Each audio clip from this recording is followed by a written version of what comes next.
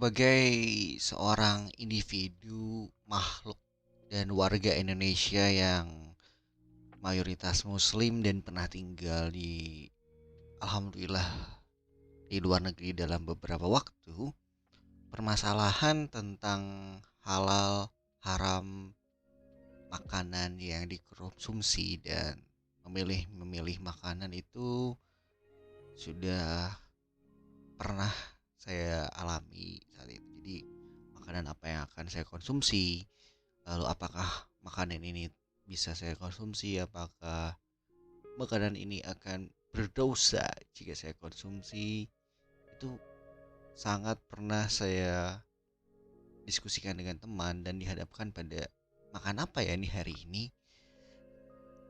Dan hal-hal seperti itu sempat saya alami saat itu ketika tinggal di luar Indonesia yang notabene pasti, nggak pasti sih, tapi negara yang saya tinggal itu memang Muslim minority country. Jadi ya saya minoritas bukan lagi orang mayoritas seperti saat saya tinggal di Indonesia.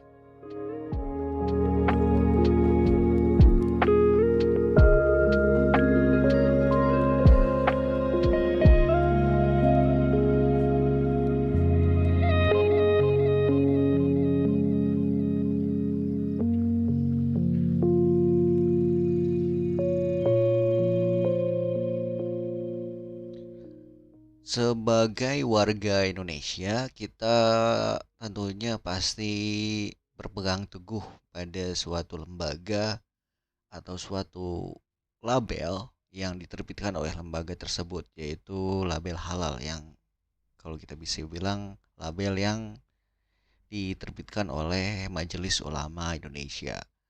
Mereka adalah sekumpulan cendekiawan, ulama, ahli, dan orang-orang yang seharusnya dan sepatutnya dan memang memahami tentang fikih dan juga ilmu-ilmu yang berkaitan dengan agama Islam.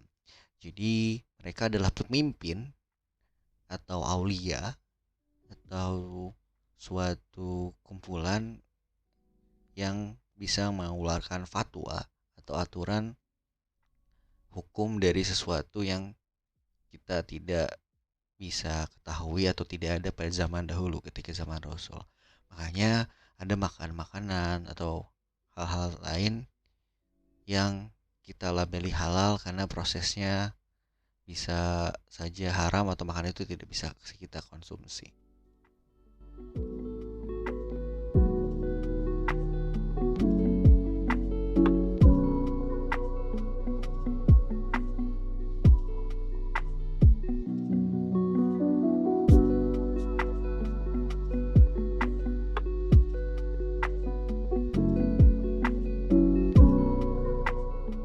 Nah, berkaitan dengan hal tersebut kan akhir-akhir ini ada lagi nih mencuat sebuah brand dari China, dari Tiongkok, dari mainland China yang agak meresahkan beberapa orang karena makanan ini atau dessert ini sudah banyak dikonsumsi oleh warga Indonesia pada khususnya di perkembangannya itu adalah perkembangannya sangat signifikan.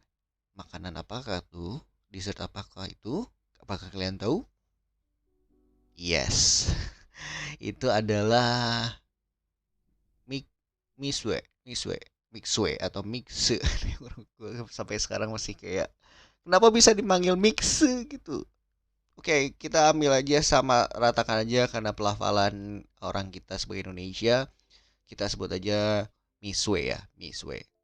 Miswe aja. Karena ya kita orang Indonesia juga mirip-miripin pelafalannya asli ya udah miswe. Miswe ini adalah sebuah dessert atau sebuah perusahaan yang menjual teh dan juga ice cream. Tapi konon katanya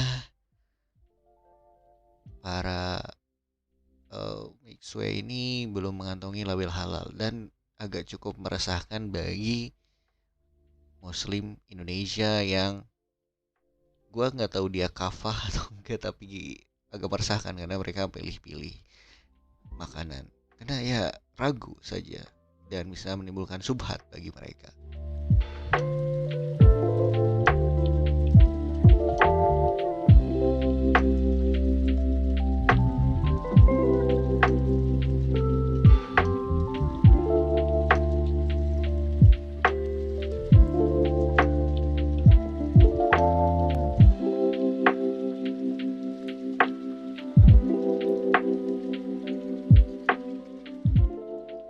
Seseorang kemarin bertanya pada saya, ini gimana nih Ki? Ini gimana nih Ki? Komik Sway itu gak ada label halnya, menurut lu gimana sih? Ya sebenarnya kalau niat banget lu bisa sambil cek gitu ke negara asalnya, di mereka yang di negara sana yang menerbitkan sertifikasi halal itu kan Shanghai Muslim Community ya kalau tidak salah.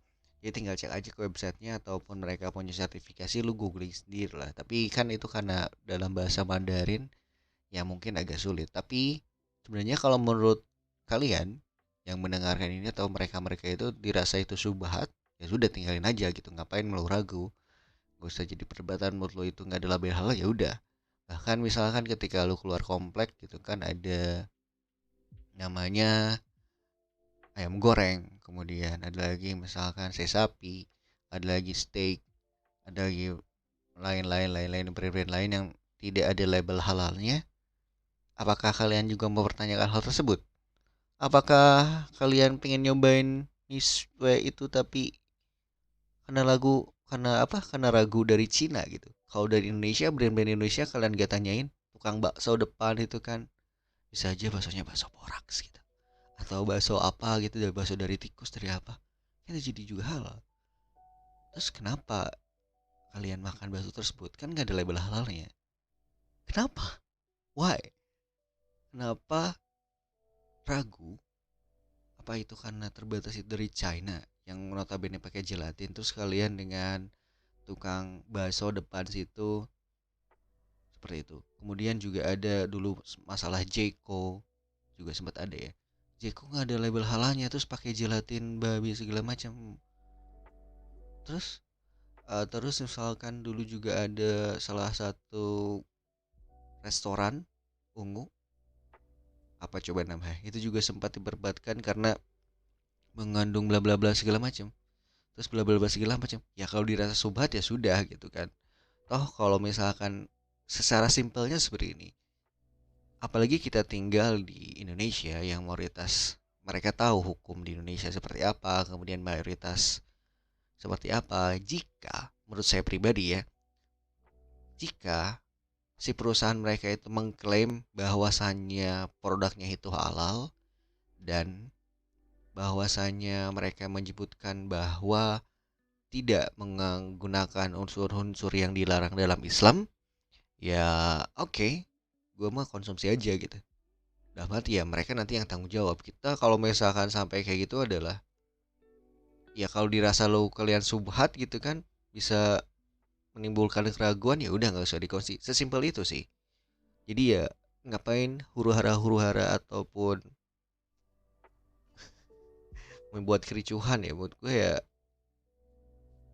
so what gitu. Kalau misalkan lu subhat gitu kan, ya udah gak usah dimakan. Tapi kalau misalkan lu enggak, ya udah. Sama halnya dengan, mungkin gue bisa kasih contoh ya. Mungkin di antara mereka itu ada yang ragu dengan hal tersebut. Nah, tapi gue bisa ngambil satu contoh salah satu teman gue yang luar biasa. Jika dirasa hal-hal tersebut tuh subhat, dia sama sekali akan meninggalkan hal tersebut.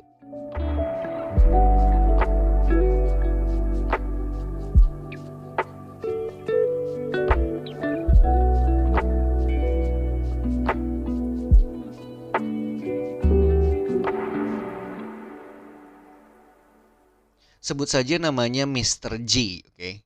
Mr. G adalah sahabat saya, teman dekat saya yang sampai sekarang kita sering berkomunikasi secara intens dan alhamdulillah sering bertukar ide tentang masalah kehidupan dan lain-lain sebagainya. Saya cukup terkagum dengan dia dan beberapa orang-orang yang memiliki pemikiran seperti Mr. G ini. Oke, jadi saat itu ketika saya tinggal di Taiwan, oke, saat tahun pertama semester awal itu saya hanya makan seafood dan juga makan saya menjadi vegan. Saya makan makan makanan vegetarian. Karena di sana kan kalian tahu ayamnya itu saya yakin mungkin agak sedikit yang disembelih dengan nama Tuhan, oke. Dengan nama Allah baik pun dengan agama Nasrani dan juga maka ataupun makanan kosher itu agak cukup sulit. Jadi pada saat tahun-tahun awal itu saya memang mengkonsumsi makanan yang 100% saya yakin halal, yaitu adalah seafood dan juga vegetarian. Oke. Nah, ketika itu saya awal di sana itu tinggal di Taiwan 1 tahun. Kemudian di tahun kedua si Mister G ini datang ke Indonesia. Tapi setelah saya mencari tahu dan bagaimana, karena kadang saat itu saya sering banget traveling dengan beberapa teman saya yang di Taiwan. Oke. Semuanya itu tentu saja bukan Muslim ya. Jadi gimana nih saya mau makan makan apaan?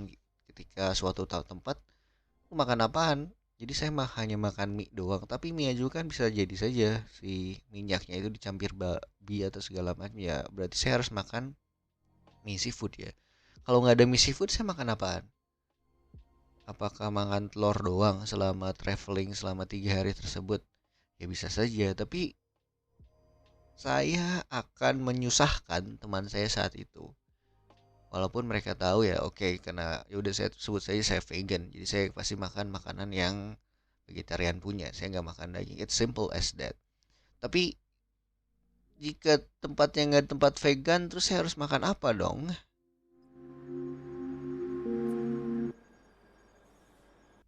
Makanya saat itu saya langsung memutuskan untuk mencari tahu, boleh nggak sih makan makanan yang tidak disembelih dengan nama Tuhan dan bagaimana hukumnya dan segala macamnya.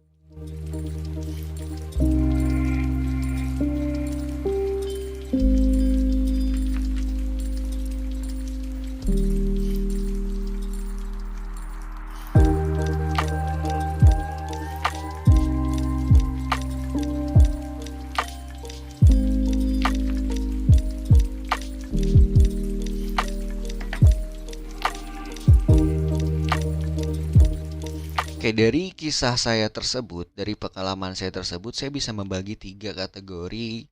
Ini secara umum aja ya, secara umum dan agar lebih mudah dipahami oleh kalian para pendengar dan juga saya sendiri nanti di masa depan adalah ada 3 komponen orang yang menganut agama Islam terkait dengan hal ini, mengkonsumsi makanan.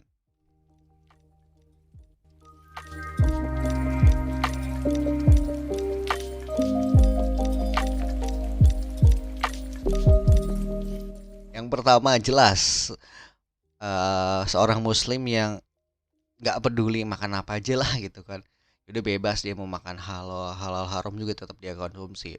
Ada yang kayak gitu ya, itu golongan pertama. Jadi ya udahlah makan aja, tetap makan gitu kan, tetap sholat mungkin tapi ya udahlah makan aja. Terus yang kedua adalah golongan yang memang menjaga makanan tersebut jika dirasa subhat gitu kan, tidak jelas ini junjungannya, apakah orang itu tidak bukan membeli dari seorang muslim, orang itu bukan muslim, dia nggak akan pernah dibeli karena kemungkinan dagingnya itu tidak disembelih dengan nama Tuhan, jadi dagingnya itu secara tidak halal saat pemrosesannya. Karena salah satu syarat daging tersebut halal adalah dengan disembelih dengan nama Tuhan. Saat menyembelih itu harus ada itu. Kalau tidak ada, ya sudah, sebelum itu darahnya harus mengalir. Sementara kalau daging pabrikan kan kemungkinan pakai listrik, mungkin dia bisa emas dulu kemudian baru dipotong dan darahnya itu tidak mengucur ke bawah. Itu banyak sekali komplikasi dan triknya cara-cara penyembelihan dengan halal. Maksudnya tidak disembelih dengan nama Tuhan dan tidak disembelih dengan cara halal. Itu golongan kedua. Mereka akan menghindari makanan-makanan tersebut. Oke. Baik itu misalkan di Indonesia, misalkan mereka pergi ke tempat yang tidak mayoritas muslim. Kemungkinan kan misalnya dia orang dari Jawa Barat. Jawa Barat kan kemungkinan kebanyakan kan muslim. Ya sudah, mereka dengan percaya saja karena pedagang itu muslim kan kemungkinan kecil tidak akan menjual daging yang haram atau daging yang tidak disembelih dengan nama Tuhan atau daging yang tidak diproses dengan cara Islami. Jadi oke, kita bisa konsumsi tersebut. Tapi ketika misalkan orang Bandung tersebut, contohnya di si Mister G ini ya, Mister G ini pindah ke Bali atau tinggal di Bali, saya yakin 100% dia tidak akan mengkonsumsi daging di sana. Baik itu daging sapi, baik itu daging ayam, ataupun daging lain selain seafood. Saya yakin dia tidak akan mau konsumsi hal tersebut. Oke, itu adalah golongan kedua atau yang saya bilang tadi contohkan adalah si Mister G.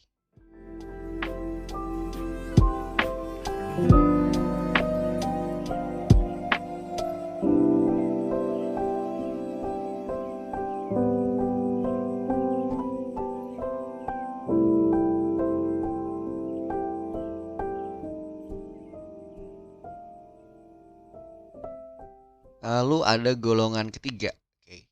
Golongan ketiga ini adalah orang-orang yang ada salah satu hadis dan salah satu mazhab yang diajarkan adalah ya sudah, karena di sana belum, saat prosesnya itu jadi kayak netral gitu. Oke. Jadi kayak netral gitu. Karena itu tidak disembelih dengan nama Tuhan, ya udah berarti ketika kita makan kita berdoa, doa-doa sembelih seperti itu. Kemudian kita berdoa-doa makan dan berdoa untuk ayam tersebut dengan prosesi sembelih dan kita makan gitu. Berarti makanan itu bisa kita makan. Oke, cukup simpel ya. Nah, maka dari itu banyak yang mengamalkan golongan yang ketiga ini karena itu cukup simpel. Terutama ketika sedang traveling kan kita gak tahu ini ayamnya ayam apa, apakah digoreng dari apa ini sapinya seperti apa. Ya sudah, ada yang ketiga itu. Tapi dengan case dia sedang memang traveling dan tidak ada makanan lagi. Taruhlah misalnya dia traveling ke negara Jepang misalnya. Jepang kan memang mayoritas bukan agama Muslim ya. Lalu gimana nih makannya, kan agak susah. Sebenarnya di sana kan banyak juga olahan seafood, tapi di sisi lain pengen icip-icip atau apa gitu. Ya akhirnya ya mereka dengan melakukan cara tersebut, yaitu dengan makan makanan yang biasa, makan daging merah tapi dengan berdoa sembelih dan juga berdoa makan supaya ya itu tetap halal aja dagangnya karena tidak disembelih dengan nama Tuhan lain. Oke, dengan nama Tuhan lain. Karena setahu saya sampai saat ini, mungkin saya keliru, tidak ada penyembelihan yang menggunakan nama Tuhan lain. Misalnya, bisa saja misalkan si daging tersebut dipersembahkan untuk persembahan untuk altar, itu tidak bisa kita makan daging tersebut ya. Jadi tidak bisa makan daging tersebut. Tapi kalau misalkan daging di pasaran biasanya kan mereka hanya menggunakan mesin atau misalnya sapi yang di stun gun gitu atau listrik supaya mereka pingsan dan bisa langsung dikuliti dan diolah seperti itu. Oke, jadi yang menurut golongan ketiga itu makanan tersebut bisa saja dimakan karena tidak disembelih dengan nama Tuhan lain.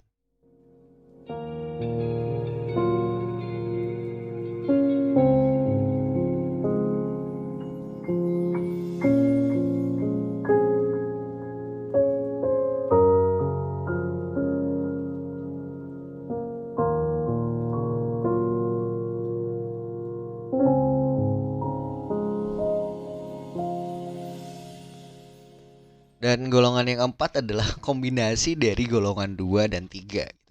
Oke, kombinasi antara golongan 2 dan 3. Oke, jadi ya kalian bisa pahami lah dari yang tadi saya sampaikan kalau golongan yang kedua itu orang-orang yang memang menghindari makanan-makanan yang subhat atau dia jelas gitu. Jadi hindari, ya sudah, hindari. Yang ketiga adalah ya udah makan apa aja lah selain makanan-makanan yang jelas-jelas haram seperti misalnya babi, bangkai itu kan jelas-jelas haram dikonsumsi.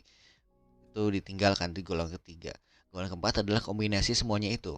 Oke. Jadi jika mereka jelas-jelas di Indonesia yang notabene mayoritas muslim, mereka makan hal tersebut. Tapi ketika lagi traveling segala macam, hajar bleh semua.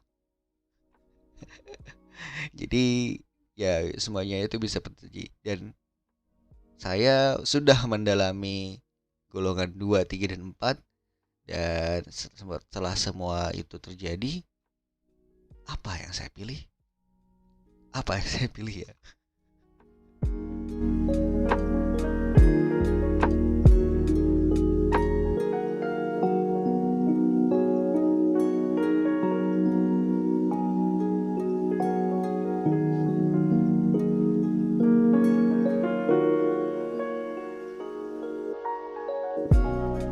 Kalian bisa mencari informasi terkait yang saya sampaikan ini ya dari sumber-sumber yang lebih baik. Saya hanya summarize atau merangkum dari keilmuan saya yang saya miliki. Saya bukan seorang cendekiawan yang bisa melafalkan hadis-hadis yang baik, tapi secara umum saya bisa hanya mengsummarize dari apa yang saya alami dan apa yang saya rasakan dan apa saya lihat di hasil diskusi dan juga pengamatan dan pengalaman saya ketika tinggal di tempat-tempat tersebut. Jadi kalian bisa pilih apa yang ingin kalian inginkan karena it's your free will. Ya, bertanggung jawablah dengan pilihan kalian dan silahkan pilih dan pelajari mana yang kalian yakini karena secara umum ya karena kita tadi membahas tentang agama Islam, sebenarnya bagaimana sih hukum tentang memakan makanan yang tidak berlabel halal dalam kaidah fikih? Sebenarnya seingat saya itu ada suatu kaidah yaitu al aslu fil asyai al ibadah. Maksudnya adalah hukum asal dari segala sesuatu adalah mubah atau diperbolehkan. Maksudnya adalah diperbolehkan tetapi dengan catatan atau syarat sebagaimana dalam Quran surat Al-Baqarah ayat 168 ya. Jadi di sana itu seingat saya disebutkan bahwa hai sekalian manusia, makanlah yang halal lagi baik dari apa yang terdapat di bumi. Dan janganlah kamu mengikuti langkah-langkah syaitan. Karena sesungguhnya syaitan itu adalah musuh yang nyata bagimu. Kalau saya ambil dari sana, berarti sebagai muslim itu kalian diperbolehkan oleh Allah dengan syarat halal dan thayyib. Dua syarat itu ya. Jadi halal dalam mencari, bagaimana misalnya mencari ayam, sapi, kambing tersebut halal cara dapatnya, itu cara mencarinya. Lalu thayyib adalah tentang cara mengkonsumsi. Oke. Walaupun makanan itu halal tetapi kalau tidak baik bagi kita itu ya jangan dimakan. Contohnya misalnya ayam atau daging yang dicampur-campur ataupun misalnya gula. Gula itu kan halal tetapi tidak baik bagi penderita gula. Hukumnya seperti itu. Untuk lebih jelasnya coba kalian pelajari aja sendiri ya. Cari informasi sendiri dari majelis-majelis atau dari ustadz-ustadz kalian atau senior-senior kalian saat mentoring.